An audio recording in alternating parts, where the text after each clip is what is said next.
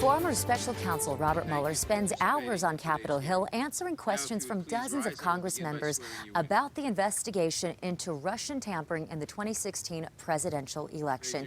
That testimony tops our news. Thanks, everybody, for joining us. I'm Britt Marino. Now, right now, the hearings are on a lunch break, as you just heard, so we are bringing you this special edition of CBS 4 News. Among those members of the House Judiciary Committee, Colorado Republican Ken Buck.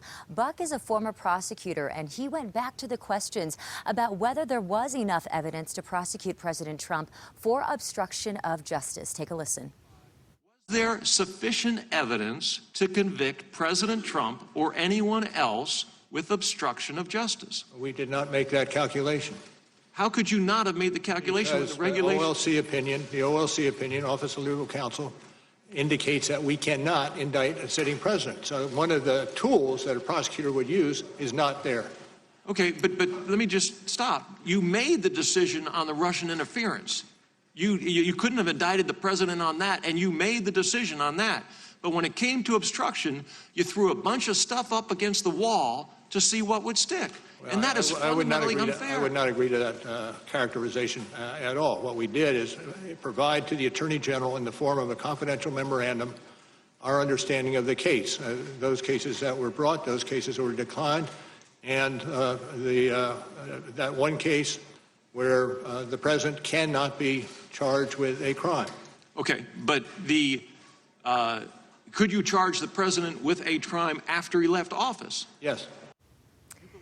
The hearing did get a little testy at times, with Congress members raising their voices over a number of issues, including whether Mueller made political statements in his report. Colorado Democrat Joe Neguse is also on that committee and questioned Mueller just within the past 30 minutes. Those emails in question stated, according to your report, that the Crown Prosecutor of Russia had offered to provide the Trump campaign with some official documents and information that would incriminate Hillary and her dealings with Russia as part of Russia and its government's support for Mr. Trump. Trump Jr. responded, "If it's what you say, I love it." And he, Kushner, and Manafort met with the Russian attorneys and several other Russian individuals at Trump Tower on June 9th, 2016, end quote, correct? Generally accurate. Look for more analysis and reaction on the CBS Evening News with Norah O'Donnell coming up at 5:30 tonight.